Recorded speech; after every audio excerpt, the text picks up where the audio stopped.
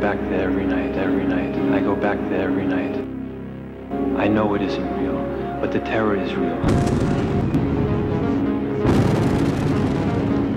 I'm a hero.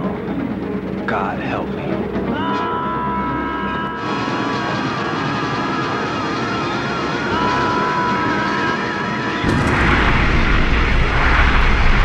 It's part of me now, and I can't escape it.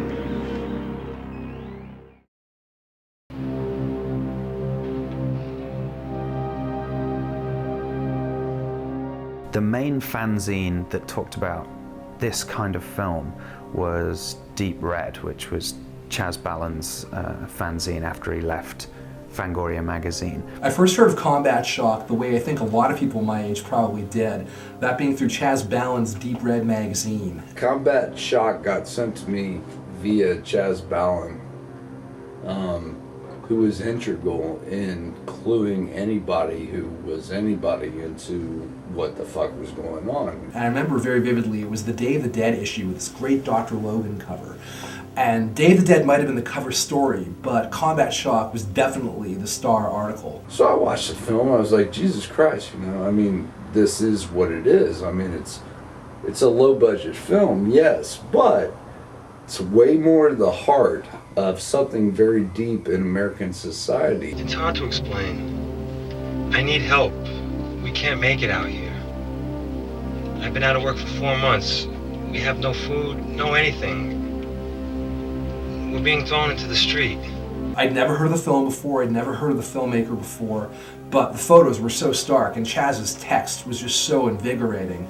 I mean, it had me on fire. I had to see this movie now, and I was willing to beg Cheater Steele to see it. Just a real gritty, true-to-life, down and dirty like kind of movie.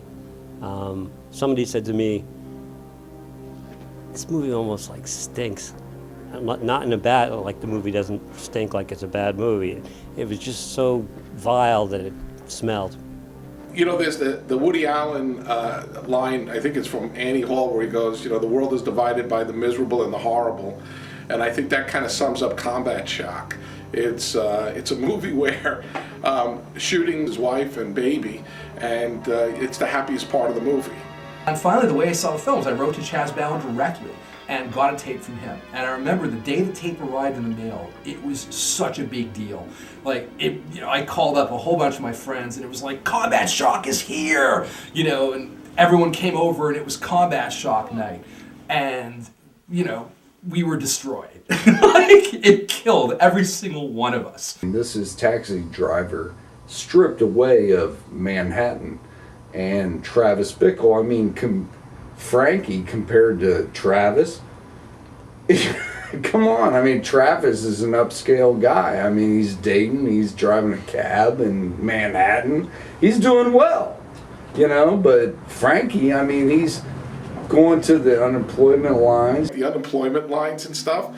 I mean, I think Buddy is now vindicated because that's what we have in the country now. We have people, standing on lines around the corner waiting to collect unemployment. So it's maybe I should be thinking of Buddy more as a prophet than some guy who has the most bleak outlook on life.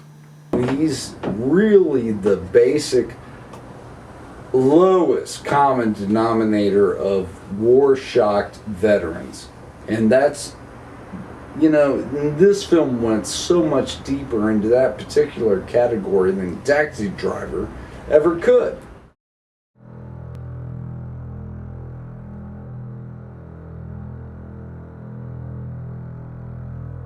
My friend Carl Daft and I used to go to these all-night horror film festivals in London, and one of them was being organised called Splatterfest, and it probably had the best lineup of all the ones that we went to. Combat Shock was produced about the same time as Henry Portrait of a Serial Killer, and I got contacted by these people in London that were putting on this 24-hour festival called Splatterfest, and hadn't been to London before, and they were paying, so I went to London.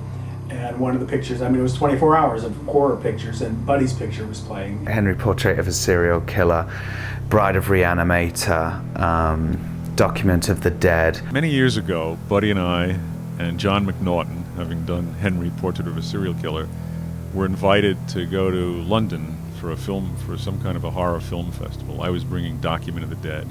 Buddy was bringing Combat Shock. And Buddy and I were already friends. We hadn't met McNaughton. We were thrilled to meet him.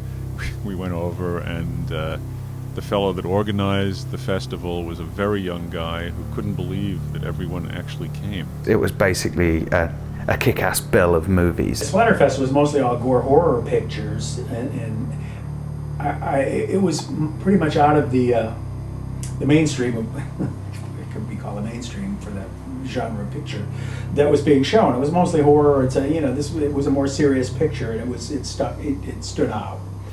We went downtown to see the inn where Jack the Ripper hung out, where he would pick his victims, and it was late at night, and some toothless, weird guy started telling us he was going to lead us somewhere interesting, and I started following him, and Buddy's saying, "Roy, I'm not following you. I'm not going in there." It was just like down into this dark pit, and I'm saying, come on, this is interesting, and Buddy's like, "Nope." Later on, we're flying home, and we're hitting the worst turbulence, and I'm saying, "Buddy, we've had it." And he's saying, "This is great, man." He's laughing, having a great time. So, and it was interesting seeing the different things that got us upset. Combat Shock, I think, was one of the first films that they showed. They showed Henry first, which I had seen a few times, and then they showed Combat Shock. And I just remember the audience was blown away by this movie. I thought it held up really well. I thought it was a really good picture. Of course, it makes you want to slit your wrists, but it is a nihilist picture, I would have to say. But for what they had to work with, I thought it was really good.